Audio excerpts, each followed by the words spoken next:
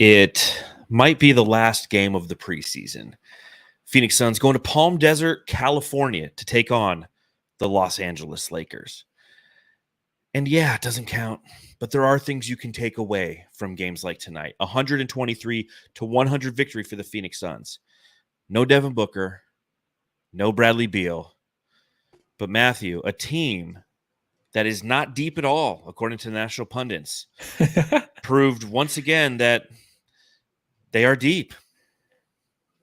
Super deep. It hurts. It's too deep, dude. There's so many questions about who's going to be cut, right? The final cut-ish was cut today. We'll talk about it, I'm sure. But Sure, the way this bench played tonight, even Bobo at times, it looked good. It was phenomenal, man. The way they just crushed the Lakers bench. There's a lot of that. There's a defense. Suns don't have defense, and they don't have depth. They're just top-heavy. Yep. That's fine, dude. We know what this team is, and tonight they showed it, besides Nurk. Definitely a lot of things that we want to talk about. Yeah, Nurk, we will definitely talk about him. But there's a lot of things I want to talk about, especially when it comes to depth, especially as it pertains to the Los Angeles Lakers. Again, I'm not sure what the Jeez, that was loud. Some guy working on his fucking. Is somebody stealing mufflers out there? Was smoking in my fucking apartment, dude. Jesus, that was loud. My God. But again, I think that how this team operates compared to the Lakers, albeit preseason, is somewhat telling. And we're not going to know everything until it truly matters starting next week.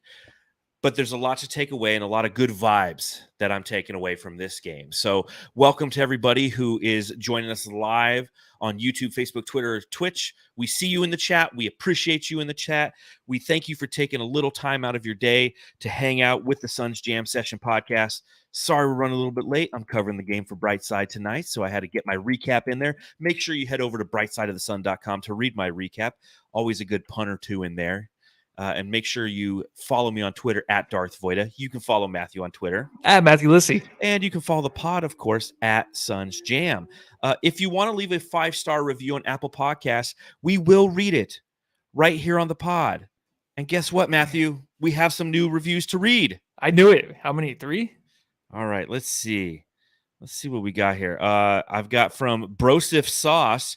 Used to hate the Suns till these guys. Is the name of his review. 5 stars. Oh, he only gave us 4 stars. Should I still read it?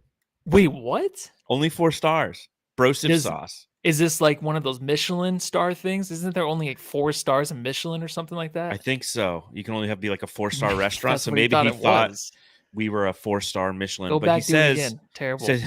Terrible. Take a laugh.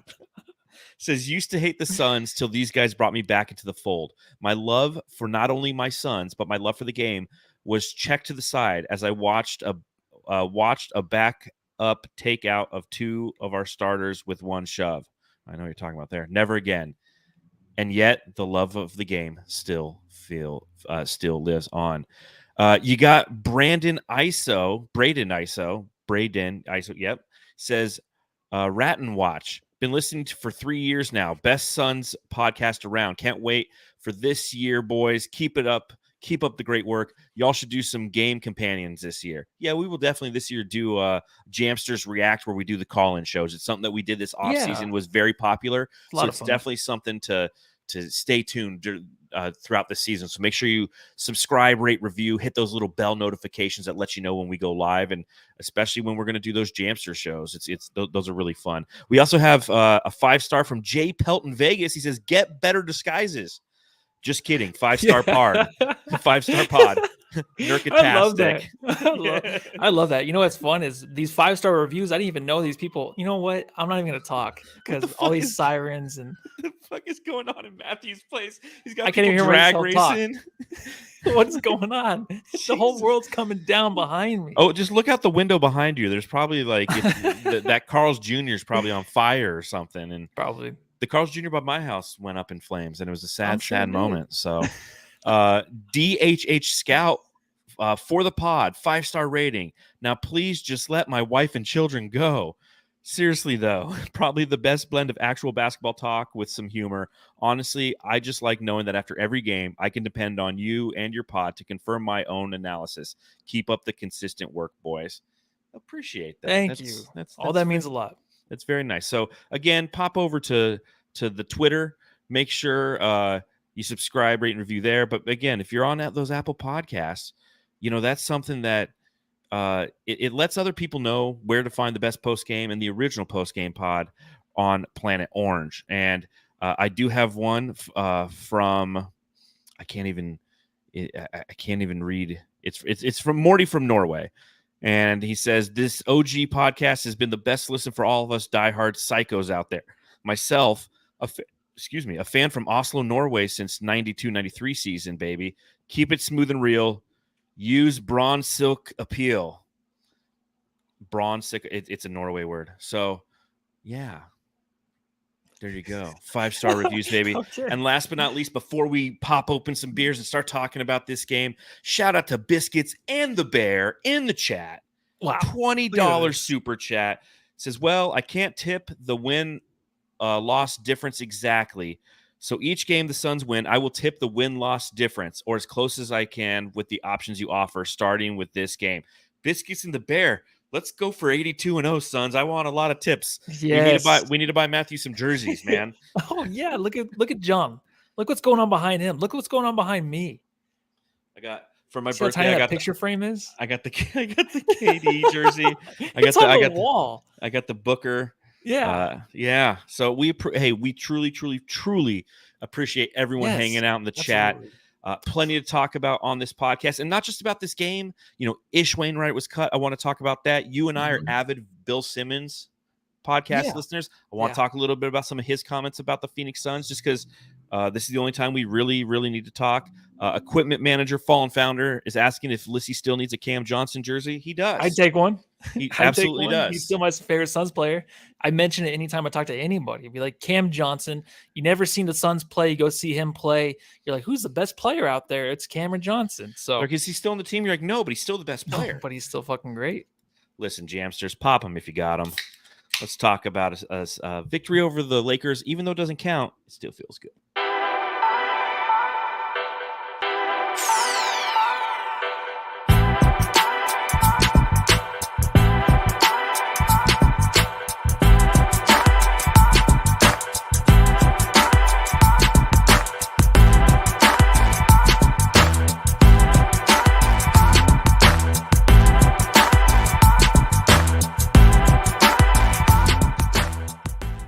It is a 123-100 victory for the Phoenix Suns over those pesky, not as sexy purple jerseys that the Los Angeles Lakers wear, which of course brings me to my first question that has nothing to do with the game.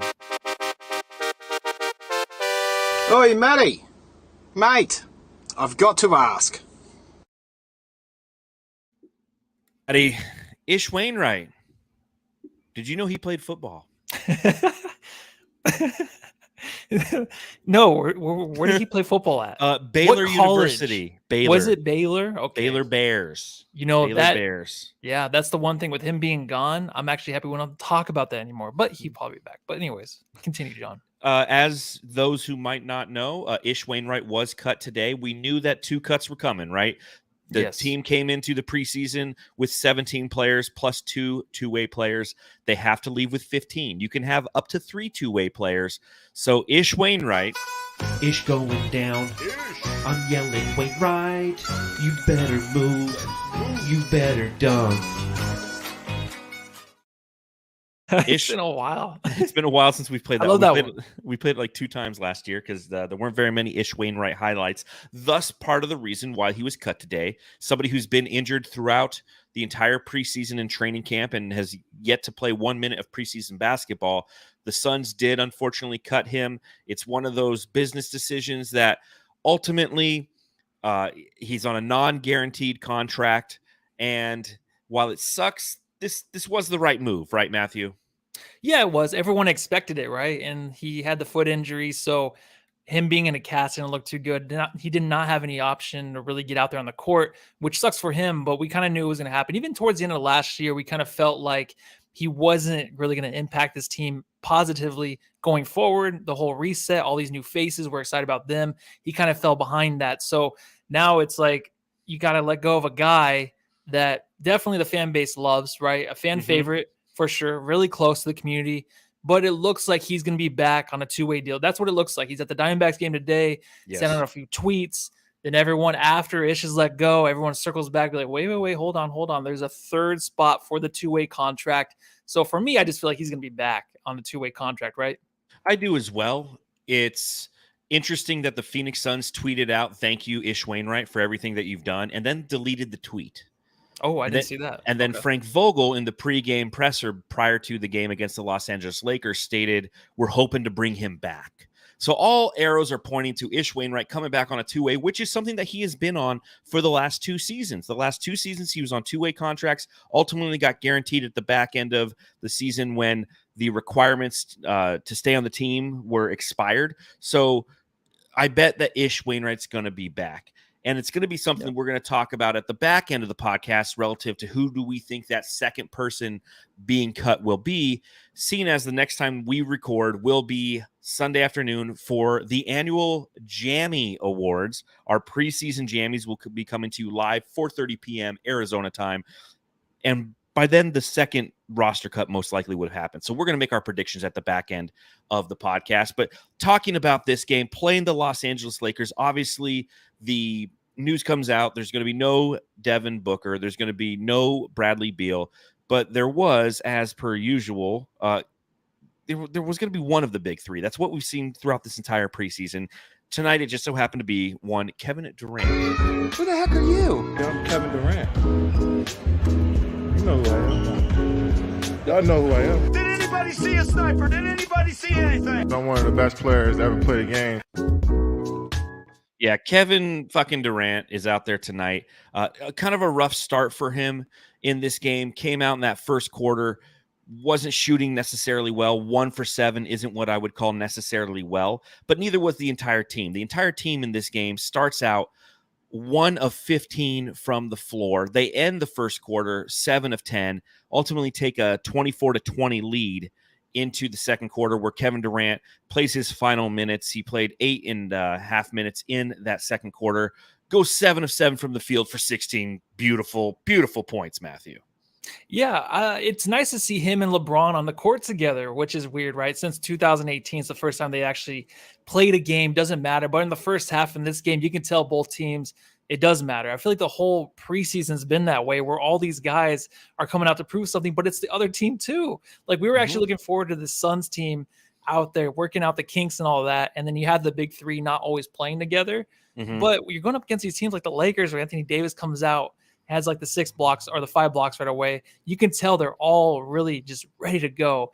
And when KD did start out so slow, 1 for 7, I was like, he just did this last year all the time, but he got cooking. The best part is, like, his shots look so hard to shoot, right? He's falling away, awkward looking angles, but it's easy for him.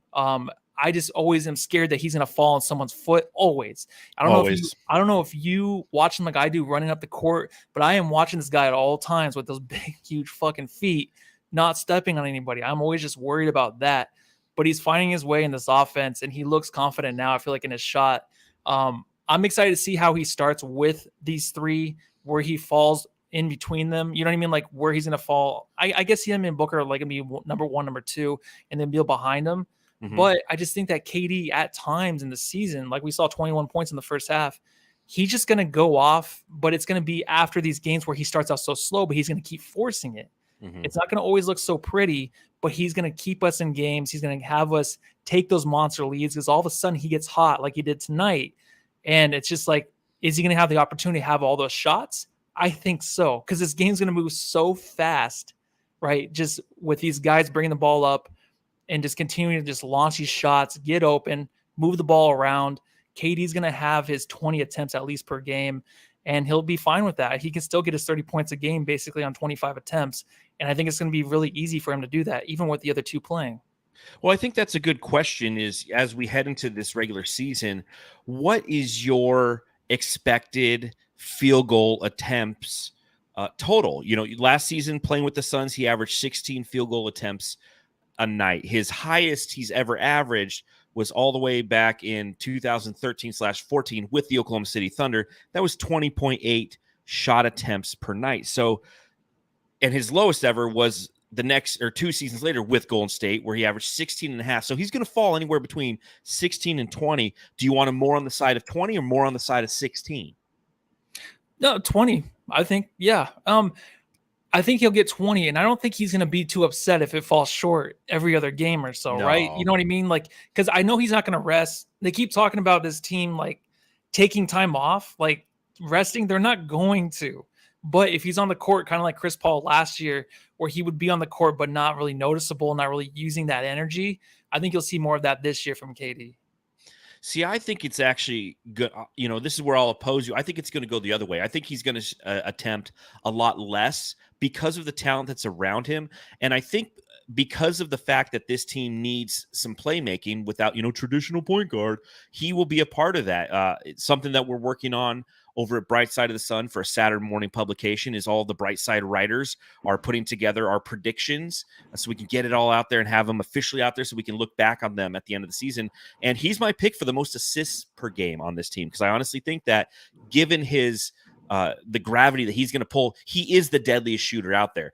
I would say that Devin Booker at this current time is probably the most skilled shot maker, but the deadliest shooter out there is Easy Money Sniper. And because of that, he's going to see extra gravity roll his way when he has the ball. So he's going to find the Bradley Beals and the Devin Bookers and the Eric Gordons and the Yuta Watanabes and everybody around him, and they're going to score because of their high efficiency as well. It's going to equate to more assists to him, and he's going to see, hey, I don't have to shoulder the load as much. I don't have to take these awkward stepping off my foot, trying to make a bank shot, fading away while I'm falling to the ground kind of shots, because he has the support around there and around him. Again, tonight, unbelievably efficient, ultimately, 17 total minutes played, 21 total points by Easy Money Sniper, 8 of 14 from the field, including 2 of 3 from beyond the arc. He had 4 rebounds. He had 2 assists, and he just looked hyper efficient as per usual. And that's what Kevin Durant does. Yeah, I think that he's going to still continue to be. The one thing is, like, I just think these players, once they're here, 17 years, they're just who they are. You know what I mean? Like, I would like for him to take a step back a little bit, but I just think that he's going to be the guy that's going to really force the issue a lot of times. And we're always going to say, like, hey, just be careful, pass it out, let someone else take over. But I just think that he's going to continue to be this way. And you can't complain, right? It's Kevin Durant. You know who he is. And again, I'm with you. When I'm watching him play, I'm always watching the feet. I'm watching to make sure that he's not rolling an ankle or stepping on somebody, and part of that is because of obviously the history that he has. But the other side of that is, those KD 16s are absolutely beautiful shoes. He was wearing the all pink ones tonight. His last game, he was wearing the Ant Pearl version of them. And there was another guy, I don't know if you know this, there was another guy who was wearing KD 16s out there. Did you know who it was tonight? Yeah, Kogi. No. Nurkic watch. No, he wasn't. Was he? Jusuf Nurkic was rocking KD 16s out there tonight. Awesome. I was like, Hell whoa, yeah. whoa. Yeah. Speaking of Nurkic watch, taking a look at him tonight. 1 of 11 from the field, Matthew. 20 minutes played. He had 8 rebounds.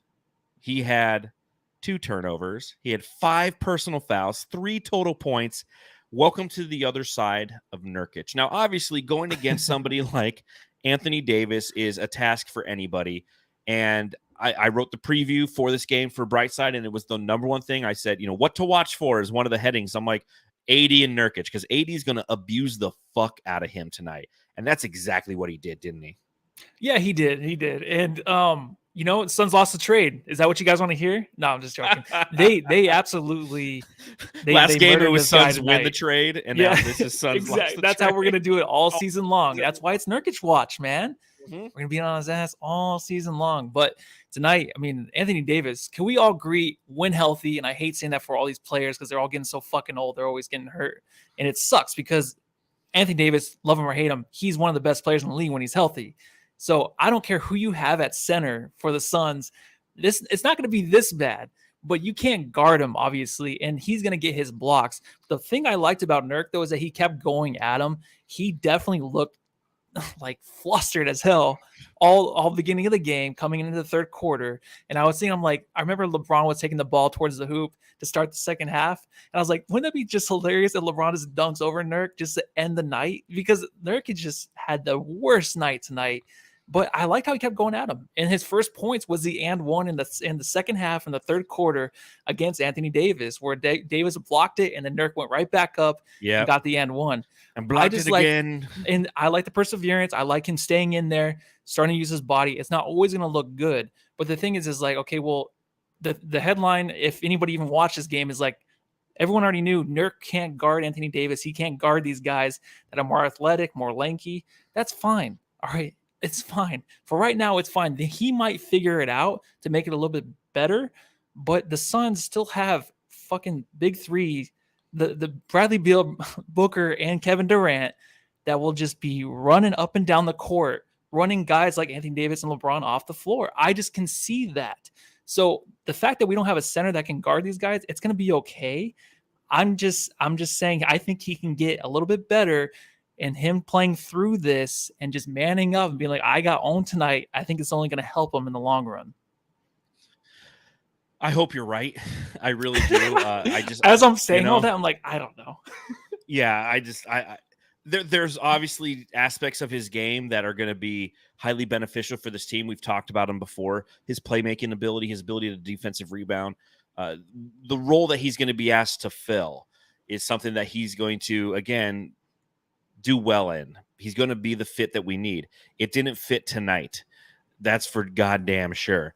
But overall, the Lakers, I think, aren't as great as other teams or other national pundits and people around the league perceive them to be. And that's a personal thing. But I honestly think that just get ready for the roller coaster ride, Jamsters. Like, this is the highs and the lows. And this is what a lot of people worried about, is his lumbering, who was I talking to the other day? I think I was writing something for the preview on Brightside, where if I was to tell you what our glaring weakness is as a team, I would say Nurkic in the playoffs, because he can be played off the court at any time. I honestly believe that. You can attack him. If you have athletic bigs, you can isolate him. You can run high pick and roll actions and pull him out away from the basket. And then you have quick guards, and he's trying to guard them, and he gets played off the court. And that's one thing that DeAndre Ayton didn't do, is despite the issues we might have had or the perception of his game, he couldn't get played off the court due to his defensive acumen and abilities. Whereas Nurkic is going to happen. I mean, he got blocked like over and over and over. And you're right. I mean, yeah, I guess there's something to be said with the tenacity and his willingness to go up and just get stuffed again and again. Good for him. Damn, that's a resilient motherfucker there. Like, man, I just love getting blocked over and over again. And it's gonna happen in some games. There's a lot of centers in this league who he matches up well against. I do believe that. When you look at the Jonas Valanciunases, Jokic to a certain extent, due just to the fact that he's not going to overpower you with his physical abilities and his athleticism. Steven Adams, and I feel like I'm missing one more. Vucevic is another guy. Like, those are guys he will match up well against. But you're going to have some of the more athletic bigs, like the Anthony Davises in the league, that he's just going to have a hard time with. And you just have to, as you noticed or observed, everybody else around him is just going to have to play that much better because of it. And that's who the Suns are this season. That's what we have to. I'm glad this happened. As you said, like, it could be a good thing. I'm glad it happened because it's a reality check to a lot of people, because a lot of us are walking around and be like, I don't see a fucking weakness. I don't. And as Saltiest Gaming says in the chat, the center position is a weakness from the front end of it, right? The back end of it,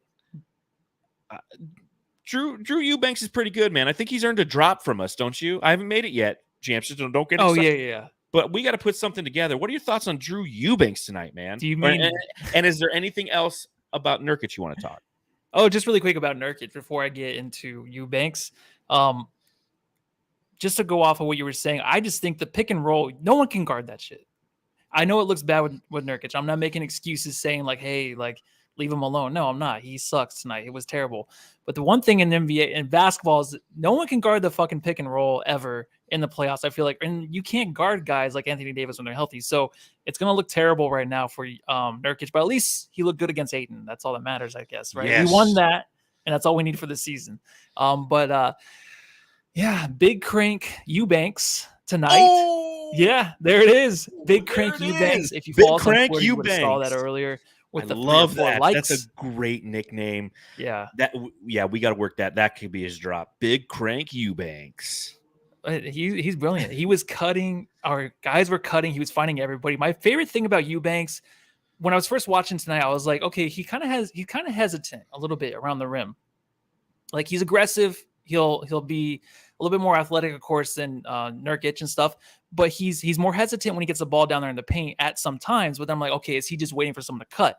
Obviously, I feel like he is just always waiting for the guy to cut, because we got wings out there that love to cut. I mean, the play with Okogie, and then the one I think a couple minutes later with Watanabe, those were just awesome. And he gives these guys a little bit of time to make their move. If not, he might make a move and then get his little hook shot up there.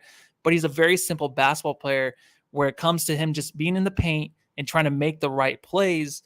A little hesitant, but dude, this guy, even with that dunk tonight, he was the cherry on the sundae for me. He didn't look too good in the first half, and then second half, he just playing against the second unit killed him. Splendid review of what Drew Banks did, because he was the clear winner tonight, in my opinion. And obviously, we'll be talking Jamstar, and he's getting the early votes for me. He led the entire team with a plus 25 plus minus tonight. He had 7 points on 3 of 4 shooting. He had 9 rebounds. He led the team in assists with 6 assists. All the things that you stated was perfectly and eloquently stated about how his game performed. The way that he was actively looking for cutters, the physicality in which he played with, not great athleticism, but athletic enough to deter shots and to be a trouble on the interior while still having the ability to perform well in the mid-range. Not a great perimeter defender, but somebody who definitely on off-ball actions was engaged and was forcing the Los Angeles Lakers out of any comfortable spots. And that's something that you need, and we're going to need from this team, because, again, Nurkic, I've stated it before, 3.6 fouls per game last season. He's a foul machine. He had 5 tonight in a preseason game in which he only played 20 minutes. I mean, Nurk is a foul guy, and you have to have somebody who plays with a little bit more tact. Do you know how many fouls that Drew Eubanks had? Was it 2? I didn't see it. Zero. Stingy with De Niro. He had none. So he's somebody who does have the ability to be a highly qualified backup center. Obviously, due to his offensive skill set, Nurkic is a much better overall player, but Eubanks is a fantastic backup to him, and it's something that we've seen throughout the preseason. This is not an aberration or something that all of a sudden happened. Like, we'll talk about Nasir Little here in a little bit. And like that, I felt like he had a good game. It's the first time he had a good game. Eubanks has been solid this entire run for the Phoenix Suns. And again, this is something that, as you mentioned, a cherry on top of the sundae. And then, of course, he had that savage suck my crank Eubanks dunk over Rui Hachimura that was just beautiful. Hammer thrown down. And I love seeing that kind of play. I love seeing that aggression. And it's nice to know that you have somebody like that behind him, where last year we had like the combination of Jock and Busy. One was better offensively, one was better defensively. I feel like Eubanks is somebody who is a combination of both, knows his role, isn't trying to be a perimeter 3-point shooter offensively like Jock Landale, because he has the body and the archetype of somebody who can be a quality interior player. It's a great game for him tonight, and a great sign of things to come for Phoenix, especially considering we saw the other side of that with our 1-11 performance from Jusuf Nurkic. Yeah, and with Eubanks finding KBD too on a cut, like that, to me that was big. That was tonight, big, yeah. Because KBD is the one guy that's lost. He needs one. I feel like him finding him on that one was just kind of nice. It's like, here you go, man. Here's a solid. Maybe this will help you. And then, KBD made it. I think it was like the next possession after that, we got another good looking shot. So kind of helped him a little bit, and not too much. I mean, there was nothing really there, but just a little bit to maybe get his mojo up a little bit. Yeah, just get him some confidence. We need that going in. It's definitely something that we'll monitor throughout the regular season, is how KBD is adjusting to being a part of this team. Somebody who we thought preseason would be a fifth starter is just having a hard time finding his place. Ultimately ended with 5 points in 14 minutes tonight, 3 steals for KBD. I think what was probably the most highly impressive aspect of this game is the Phoenix Suns' depth. A team that quote unquote lacks depth outscored the Lakers second team unit 75-38.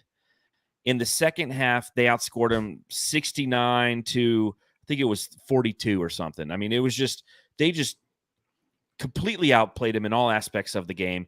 And it comes with players like Drew Eubanks. It comes with players like Yuta the Shooter, who I think had a great game as well. Yuta the Shooter!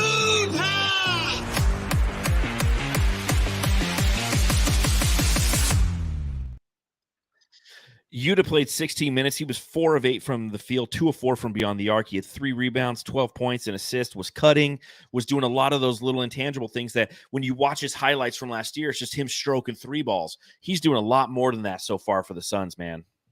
Yeah, his IQ is just enormous. I feel like out there on the court, he helps everybody else around him. He plays well with KBD, which I think he hit him on a 3. And then he plays really good with Metu. Like all the forwards we have, like he just meshes really well. He does so much so quick in like these little instances where he's moving around just crazy. And for maybe a second, you might think that he's losing himself. It's like, all right, slow down, but he never does. He contains himself within that like manic episode he's going through on the court. It's just he's quick, dude. He always makes the right play. It's not always a shot either. It's the cutting, like he said, but also just setting up his teammates. But he just knows what to do when he's out there all the time. He rarely makes any mistakes. You can totally trust him. And all of a sudden, like he's just in there making a play. He's just everywhere that you don't expect him to be. You expect him to be maybe out on the perimeter, like you said, but defensively, he's in there trying to grab the rebounds. He's trying to grab offensive rebounds. He's trying to make it so that his team is pushing the ball, getting the fast break going. He's just constantly on the go. This guy, he's insane. I know we were excited before him getting here. We all wanted him.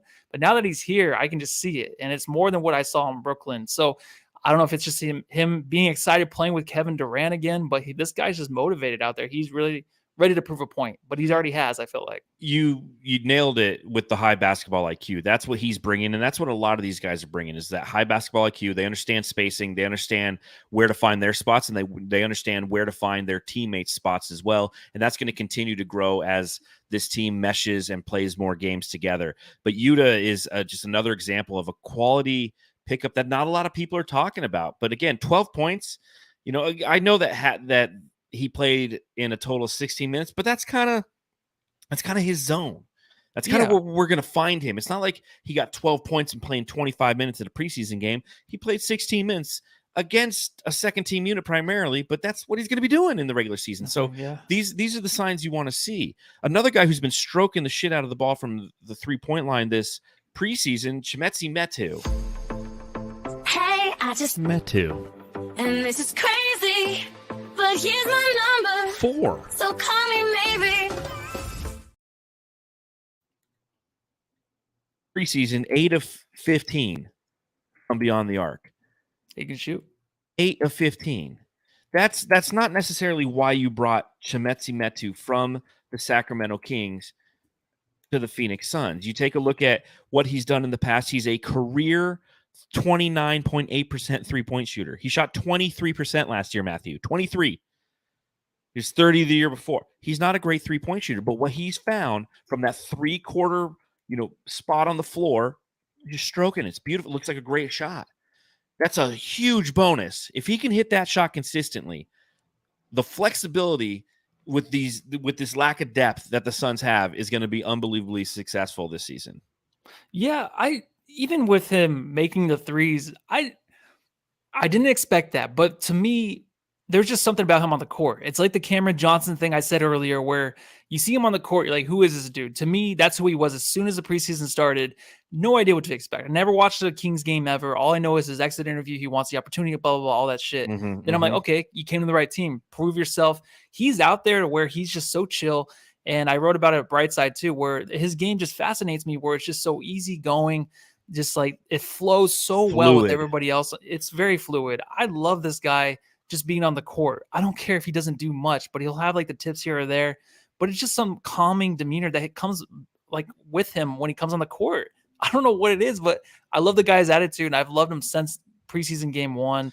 From the first time he stepped on the floor, I'm like, this guy might be, he's not gonna be awesome, but he's pretty good. Liar. You're a liar. I'm a liar? You're a liar. You've loved him since media day. No, since he stepped on the court. Media day, I had no idea. I loved him since media day. He was one of my favorite interviews on media. Oh, interviews, yeah, it was good. Yeah, I was like, I like this player. Well, of course. Yeah. But like, I'm like media day. I'm like, I like this player. Are you trying to get ahead of me with the Metu thing?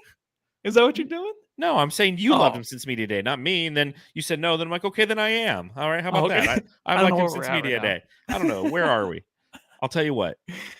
He's looking great. I think that he's gonna provide some serious depth and minutes this season, and we're gonna be thankful for it. I haven't seen a lot of deficiencies.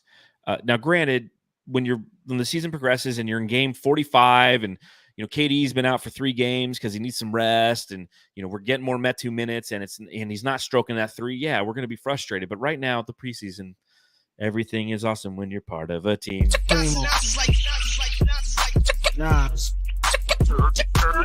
Nasty Nas, what square dance with me? Nas finally had a game, man. I think we've all kind of been waiting for this one. 21 minutes played. He was 5 of 7 from the field. He had 11 points. He had 4 rebounds. He had 1 assist. And it was nice to see the potential that's out there with this player because, again, rumor has it a lot of Suns brass are very intrigued by his athleticism. He's somebody who has the potential and the upside to be an impact player moving forward. It was nice to see it kind of come to fruition for him tonight. Yeah, he's easing his way inside of this offense in different ways. Defensively, I'm not too sure yet, but offensively, I think he's like kind of moving and kind of grooving out there and more of a relaxed way. The first 4 preseason games when he got minutes, it just looked so panicked and stuff. And this one, it looked at ease. He was wide open for a 3. It didn't look forced. It looked right. He nailed it, right? Mm-hmm. But he's a guy that I feel like if he's wide open, they're going to hit him for the 3. If not, so far it seems like he has to do everything by himself, kind of get his own stuff, which is fine because he seems like he is that type of player. As soon as he's more comfortable, more confident on the court, he'll get his own stuff. That's just how I see him right now, right? Unless there's something else, I don't really see too much. It was a better game. I just think he has to work really hard to get what he wants on the court. Yeah, it's, you talk about Metu and the fluidity in his game.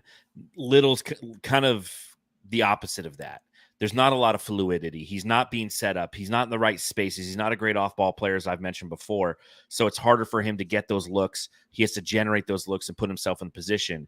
Tonight's the first night where it felt like he was finding himself in more of those open passing lanes and getting to the spots that he needed to be in which his teammates could find him. And he was rewarded for those efforts. So I completely agree with you. I think that that's a great observation. And it's going to be, again, something that we're not going to see a ton of little minutes, I don't think, this year. But when the opportunity arises, he's going to have the ability to adjust accordingly so he can be successful ultimately on the court and with this team. So we'll see how it goes. Let's do some subreddit. The Suns Jam Session subreddit stakeout.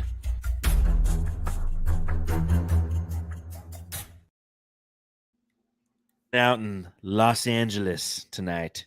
It was cool. The Hollywood sign, all those L's were gone because the Suns or the Diamondbacks took them from the Dodgers.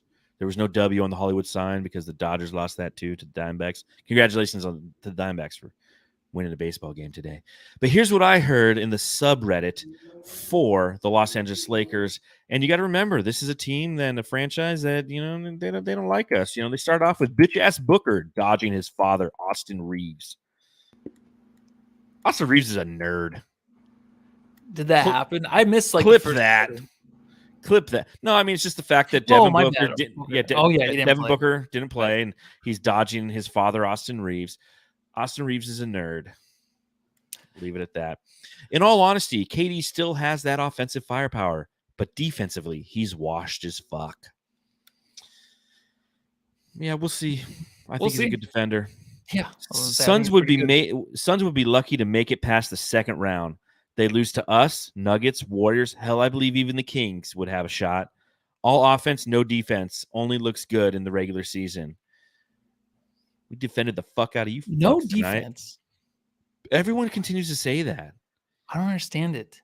We got a bunch of gritty guys who have a defensive head coach who are going to continue to excel on the defensive end and be pushed consistently on that side of the ball. Yes. Yeah, we'll see. They lost by 23. Fuck off. Disappointing. These rims, bro, if you brick, the whole world is going to hear it.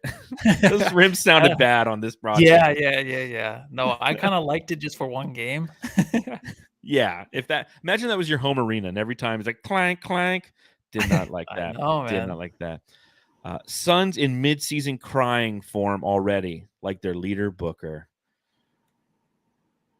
Yet they have LeBron, LaFlop James out there Yeah, with it three doesn't matter, right? consecutive plays, like just takes a charge when it wasn't really a charge. I mean, that's basketball, whatever. I don't. It's too early in the season for me to start bitching about that. Can't Reddish. That's a great nickname for Cam Reddish. Can't Reddish. Is he on their team? Yeah, he is. I didn't even notice him out there. Yeah. Cam Reddish was out there. He played a 22 total minutes. 22 minutes. Didn't 1 of notice him 4 at from all. the field. He was a team or a second. No, not team worst. Team worst was Christian Wood, -35. Yikes. Can't Reddish was -28 in this game. Like, good Lord. All right. This LeBron James fella might be good at basketball. And somebody responded, well, maybe it's too early to tell with the small sample size. So I'm giving you the opportunity here, Matthew. You're the LeBron fan out of us two. Tell me about what you saw from LeBron and how great it is to see him play in a season in which it can buy booze now because it's 21 years old. It's crazy. When he hit a 3 early in the game, I'm like, wow, look at that guy. How old is he? He looks thin. He looks nice. He looks good on the court. But the thing is with this Lakers team, they look good sometimes. Then sometimes, and most of the time, they're just not there and a lot of drama. So when they're healthy, man, LeBron and AD, they're a top 2 duo. They are, if they're healthy. Still, are they the top 2 duo? Is that your? They're one of the top 2 duos. Of course, besides they Kevin are. Durant and Booker. Yeah. Well, there's other top 2 duos out there, but I don't know if they're the top. I give them like maybe number 5. And the last comment: this bench is utter trash, and don't expect them to turn it around all of a sudden against Denver next week. The Suns Jam Session subreddit stakeout. And so that brings me to my observations on the Lakers. Everybody's on the Lakers nuts right now.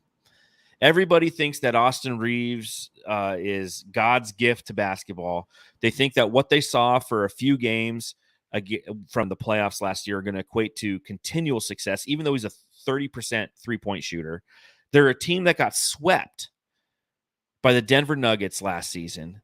Yet everybody thinks, I mean, Bill Simmons talks about how it's like the greatest sweep he's ever. Every game was competitive, Ryan. Like, what's that?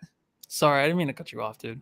I just said Bill Simmons is getting paid or something because he doesn't make any sense, but continue. Yeah, I honestly think that the Los Angeles Lakers, who a lot of people have pegged as like a top 4 team, a top 2 team in the Western Conference, is going to disappoint a lot of people. And one of the primary reasons, and I've said it over and over, is their depth. Now, granted, they were without 2 players tonight, Jared Vanderbilt and Gabe Vincent.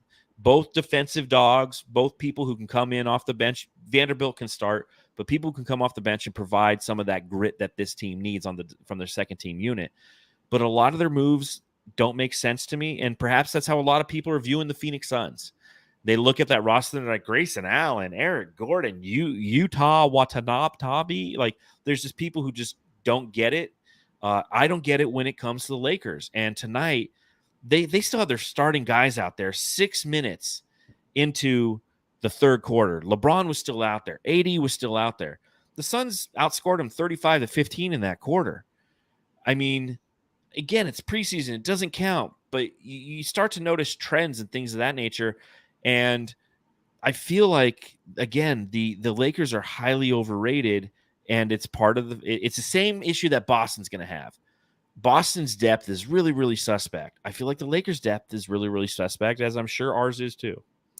Yeah, no, ours is not. Ours is Okay. great. We're fine. We've had 5 preseason games where we love all these guys, but the couple that we know that are probably going to be cut and just won't play this season.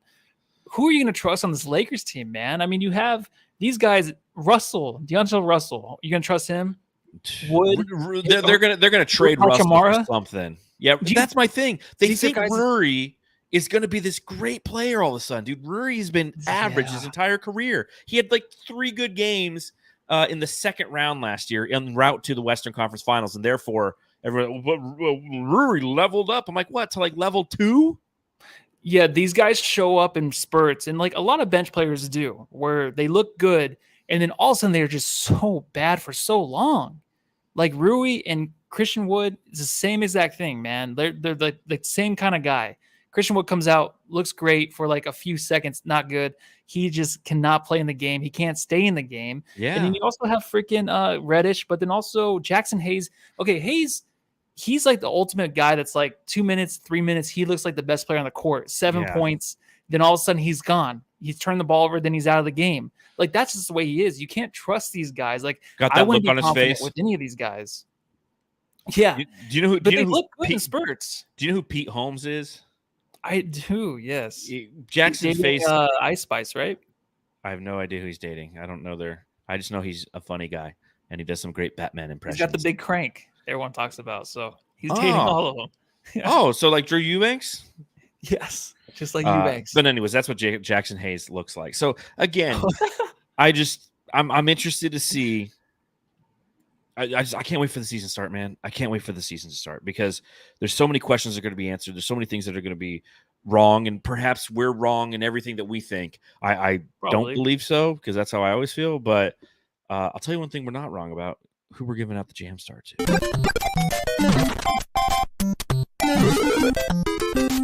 Jam Star of the game. All right, Jamsters, a reminder, subscribe, rate, and review. Hit that thumbs up down below. We got to go with Drew the Crank Eubanks, right? Yeah, definitely. I was going to give it to KD maybe because of 21 points, but it's a preseason, and Eubanks took over in the second half. There you go. Ended it. Put the fork in the lake show. Sent him back to L.A.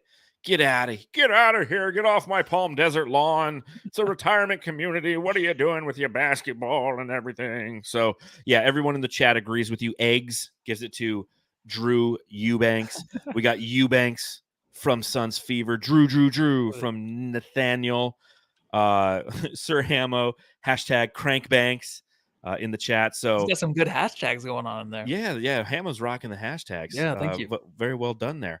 So next game, obviously, for the Phoenix Suns is going to be against the Golden State Warriors. It's the tip-off. It's Tuesday. It's 7 p.m.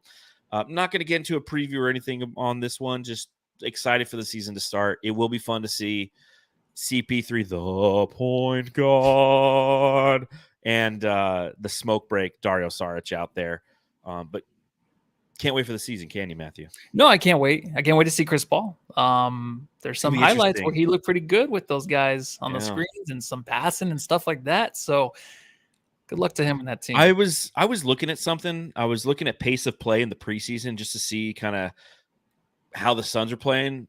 I checked out the Warriors. He was like leading the team in pace of play. I'm like, what the was he? What the fuck? I was like, what the hell's going on here? So again, I highly doubt that that's going to translate to the regular season, but we shall see. Tuesday, it's going down. I did want to talk a little bit about some of the comments from Bill Simmons. This is more for, Jamsters, if you're listening, thank you. This is more of just a conversation between me and Matthew. You just happen to be watching or listening to this at another time. But, Matthew, obviously you and I, we listen to Bill Simmons religiously. How many years now? Like I've been listening to him for like 6, and you've been listening longer than me. I remember I was like 24. I was in the DMV, and the first time I read his article, I'm like, this is different. Yeah. And I started listening to his pod then. And so obviously we know that Uncle Bill makes a lot of bad takes, especially when it comes to the Phoenix Suns. But I just want to get your point of view because, again, you and I, when we're not recording and we're just hanging out, we talk about the things that he says and, kind of our observations on it. So let me play the first clip. See how I do this. I think defensively I have real questions about this team. And if your answer is questions I have with this team, I do like if they're just going to play Durant at the 5 and in certain games where they need him and play Gordon as a starter. I think defensively, I have real questions about this team. And if your answer is, well, they're just going to outscore anybody, the defense doesn't matter, that's fine. But I really don't trust KD playing more than like 60 games. We just haven't seen it. If he did it, it would be the first time it happened, since the late 2010s. And I really feel like they're going to need him to be a mid-50s win team. They're going to need his defense. They're going to need rebounding from him. They're going to need his point forward stuff. And he's going to have a really big burden. I think him and Booker, there's no point guard on this team. Bradley Beal's not a point guard. You already saw that house. He's fine. But they're going to run the offense through Durant and Booker. But then on the other side, Durant, they're going to need Durant to get 10 rebounds a game. They're going to need Durant to be able to guard. Who's guarding like Jason Tatum on this team? Josh Okogie. I honestly don't understand. Who's guarding Luka on this team? Josh Okogie. Booker's guarding Luka. Booker. Booker guts, everybody other than, who's chasing Dort. Steph Curry around screens on this team? I guess you use Josh Okogie. Guys, but listen, it's your thing. You've been saying this forever. There's regular season teams, and then what are you in the playoffs? And to me, this is a classic. I don't care about the regular season with this team. I don't think they care about it. They want to be where they are in the playoffs, and 53 is a lot of wins. That is a lot of wins. You need like 8, 10, 12 game winning streaks to get to 53, and they're competing against teams like even a team like the Celtics. Tatum is durable as shit. He doesn't miss games. Ooh, Jaylen little teaser for the Brown, over. Those guys don't miss games. If you're going to say Porzingis is not durable, I'm with you. I think defensively, I have real questions. Why does he always have to fucking go back to the goddamn side? Who's guarding fucking Tatum? We play you twice, Bill. Says it about everybody. I know, but why we play you twice, Bill? Who gives a shit who's guarding fucking Tatum? And the answer is Okogie. And am I wrong? Am I overrating Okogie? No, I saw a comment today about Okogie being the best Suns defender. That's a problem. No, did you see him tonight? That's not a problem. Tonight, dude, that one play he had with LeBron and Reeves where they were trying to get the pick and roll, he's like, I'm not leaving this till I have the ball. And he just took it from them. This guy's an amazing defender. I don't think people realize two things, that Josh Okogie is going to be on the second team, all defensive team. He will be this year. I agree. With the success of this team, yes. He absolutely will be. Second, this season does matter. I don't think they realize how good Book will be this year and how competitive this guy is. He's not going to sit out games. They're not going to take this for granted. He's going to go after 64 wins again. He doesn't care. Mm-hmm. He's going to want to win every fucking game. So, yeah, I get the under and all that. That's fine. But this Suns team, they do care about this season. It's about gelling. They went through last year where it was just a complete shit show. They're not doing that again. They're going to be a really good, dominant team during the regular season, man. And you're not overrating Okogie, and people are still underrating how good Booker is. And he's going to go out there. He's going to be a top 4 player this fucking year, dude. He's going to be that amazing, I feel like. I put my money on him to win MVP for that exact reason. This is a team that, again, their over-unders 52.5. I think they blow by that. I think my final predictions were somewhere around 56. I think that's where I ended up. And I could see them winning 60 games because of how hard they're going to be to defend night in and night out. And his point about KD not playing, only playing 60 games, that's fine. There's going to be injuries. It does happen. As long as they're not catastrophic, this team has the depth to absorb that. You can have Eric Gordon or Grayson Allen, who had a horrible night tonight, but you can have Grayson Allen out there. You can have these guys who can come in and still fill a role that's going to allow this team to be successful, where night to night, it's hard to defend. It's hard to figure out that spacing and to see it in real time. Yeah. And then Okogie is the guy who Vogel's talked about it. He's our point of attack defender. We're putting him on their best player every time. So who's guarding and running around screens to catch Steph Curry? It's fucking Josh Okogie every time. And if he gets screened off of a guy, Booker and Beal are average defenders, but they're still great players, and they have that fight in them. And I think you hit it perfectly. They do give a shit about the regular season. They're not going to be coasting. Devin Booker's not built that way. Kevin Durant is not built that way. Bradley Beal's been dying for an opportunity to be in a situation like this, and he's the third best player on the team. There's not enough credit given to that as well, I feel, on a national level. And again, I know we're homers. I know if you're watching this and you're a fan of another team, or you're listening to this, you're a fan of another team, you're like, yeah, these guys are fucking crazy. Josh Okogie. Half the people can't say his Okogie. They can't say his, they can't say his name right. That's just trust me, you will learn his name this year. You will learn Josh Okogie's name. And it's J-O. It's Josh Okogie, right? Yeah, dude. It's funny to listen to this because I don't know if people are just sick of the Suns trying to get these guys and trying to win a championship and trying to build their team in a way where you have the big three, even though it's not really a big three. It's just, I get like the Nurkic thing. I do get that, obviously. But if you look at this team and you're saying that they're not better than the Celtics and they don't have a chance against the Nuggets, we'll see, man. I don't, it just comes down to health. And of course, if we get hurt, we won't win anything. But this team is just built, like you said, different, dude. They're going to want to win. And I love that you brought up the Bradley Beal thing because he has to prove, too, that he belongs. And that's going to be every game. He's going to be building on that. It's going to be scary. Yes. Scary offensively. The other clip from the Bill Simmons podcast I wanted to play. Plus 550 for the title. Intrigued at all? Yeah. I like it. But there's also, this is like, I've come to the conclusion, I think the last 2 years, like I'm probably as pro Booker as anybody. Yeah. Like I just go, there's a motherfucker in him. Yeah. That's beyond some of the other guys that I hear that are supposedly ranked higher than him in the NBA rank stuff that we see. And a lot of the NBA rank stuff is very similar. And yeah, the one is like, I'd rather have Booker than Tatum. I'd rather have Booker than Shai Gilgeous-Alexander. And I think there've been some moments here in the playoffs when he is like, fuck this, I'm going for it, that I don't see in other guys that are considered better than him. And look, I mean, reasonable people can disagree about it. So because of that part and hoping that Durant, like, hey man, this might be your last real shot at this to get that ring, that it would mean a lot. Like he can pretend it's not going to mean, but like a ring post Golden State for him, would mean a lot. That's why he wanted to get traded to Phoenix. Yeah, but I'll be honest, like even though the raw numbers are there and he and Booker like went crazy in 2 of those games, there's some stuff with the way Durant was playing where it was like, dude, you're just getting yourself into these impossible shots and like a few go in, but this isn't. I hope this isn't what you plan on doing here offensively the whole time, and I don't think Vogel will let that happen. Well, that was why I said last year at some point how I thought if you just flipped. If you gave them Beal for that series against Denver, you just put him in the Landry Shamet spot for 5-6 games or however long the series was, I still think Denver beats them. I do. I don't think Beal would have swung it because they couldn't stop Denver. Beal wasn't changing that. So from a defensive standpoint, the team they have built, I still think Denver is going to be able to do whatever they want offensively against them. Maybe they won't see them in the playoffs. Who knows? But I just think this will be Jokic against this team. It's going to fucking annihilate. Well, everybody them. wants to tell you like Nurkic gets up for it. It's like 5 years ago. Okay. Yeah. Thoughts on that, Matthew? Yeah, just a couple things. So I think the whole Beal, replacing Shamet, you never know. I mean, they might still lose a series, but the reason the Suns really lost, Chris Paul did get hurt in that series, but also they didn't have any cohesion at all going into that series. They were just trying to do ISO the whole time, and it was ugly. It was the ugliest series I've ever seen the Suns ever play.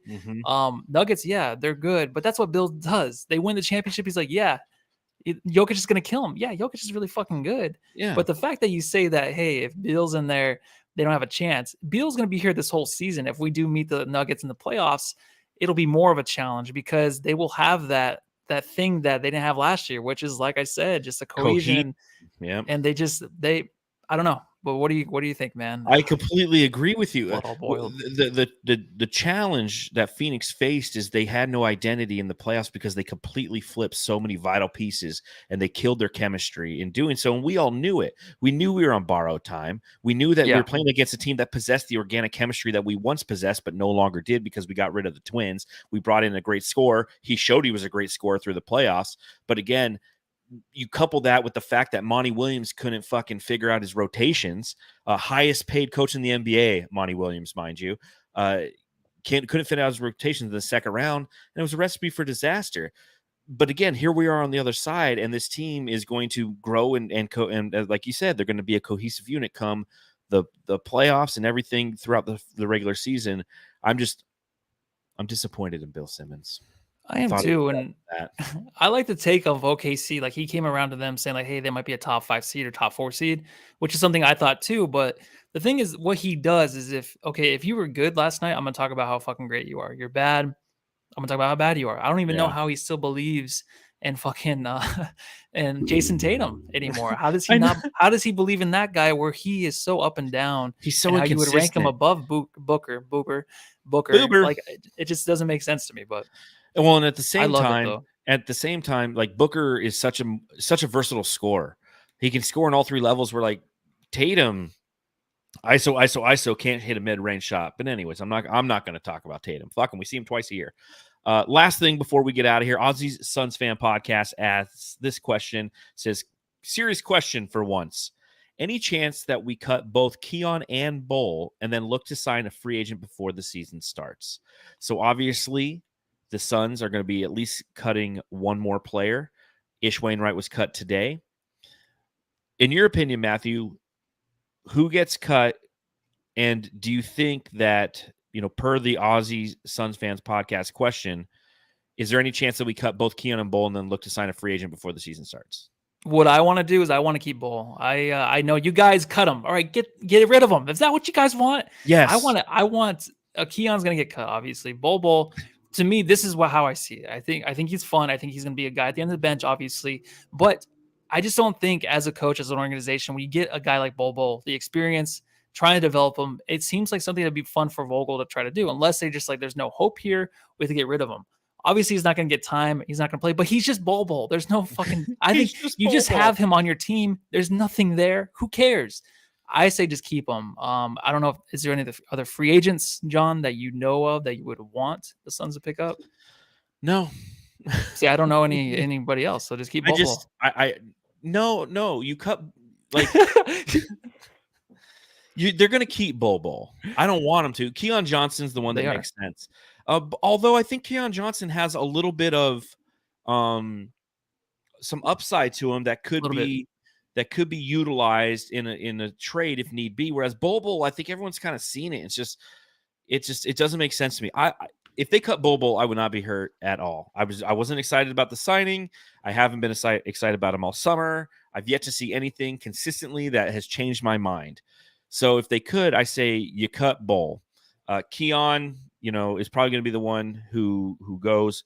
Sir Hamo asks, should we cut a couple guys and go after John Wall? What are your thoughts on that, Matthew? Yeah, the guard situation doesn't scare me anymore, man. So I think if you have John Wall, you have a guy that's going to come in and kind of slow down the offense more, I feel like. You know what I mean? I kind of like what we have going on with Grayson Allen. How do I forget? Okay. How do I forget all of our team players' names? All the time. I don't know. All right. That's my thoughts. I'm not inside your brain. I can't answer that question. No on John Wall for me. No. Why? Why would you need that? Go for upside. It's like fantasy football, right? If you're drafting in fantasy football, you draft for upside. You don't draft I'm going to pick up Ezekiel Elliott, and he gets one touchdown a year, and you're like, just don't do that. Nathaniel, we dropped Damian Lee. I highly, highly doubt that. He was a 44% 3-point shooter. He's injured right now. We have depth that can absorb his injury for a while. You drop him, he will be signed by the Warriors in 10 seconds, and then he'll come back and he'll beat us in a game. So I say no to that. So, Matthew, anything else you want to talk about before you get out of here today? Anything I missed? Let me see. We went over everything. There you go. Well, Jamsters, this is a reminder, of course, as per usual, to subscribe, rate, and review. Head over to brightsideofthesun.com, the best fan site on all the internet relative to the Phoenix Suns, where you can read my writing, Matthew's writing, a bunch of people's writing. It's a good time. Good topics. I will be on PHNX tomorrow, and then on Saturday morning, I will be on with Suns Planet podcast. So make sure you tune into both of those. Wait, Sunday morning, you said? Saturday morning. Saturday, okay. 8 a.m. Suns Planet. And then tomorrow, 3 p.m. PHNX. And then Sunday, we will be back on live here on the Suns Jam Session podcast, 4:30 p.m. AZ time. We will be doing one of our favorite shows to do. For those of you who've never watched us do it, it is the Jammy Awards.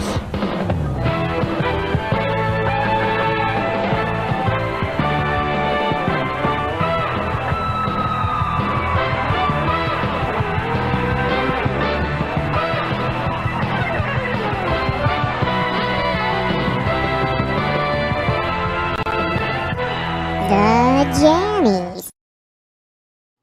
Get better than the Jammies, man. But the one thing I always think of is always when I would come home and I would watch the post-game show and I was late watching the game. Like, what's the score? And it's like Suns lost 138-98. I'm like, oh, fuck, damn it. It's like some highlight of Tom Gugliotta just shooting the fucking fadeaway. That's what I think of. But I love it. It makes me feel young again. So there you go. Well, that's the whole reason we're doing it at 4:30 is so you can feel young. But a reminder, Jamsters, hang out with us. We'll have a good time. Great season ahead. So Jammies on Sunday. Season starts on Tuesday. Live post-game podcast right here, Suns Jam Session podcast. So everybody have a great night. And Matthew, tell them what to do. Go home, love your family.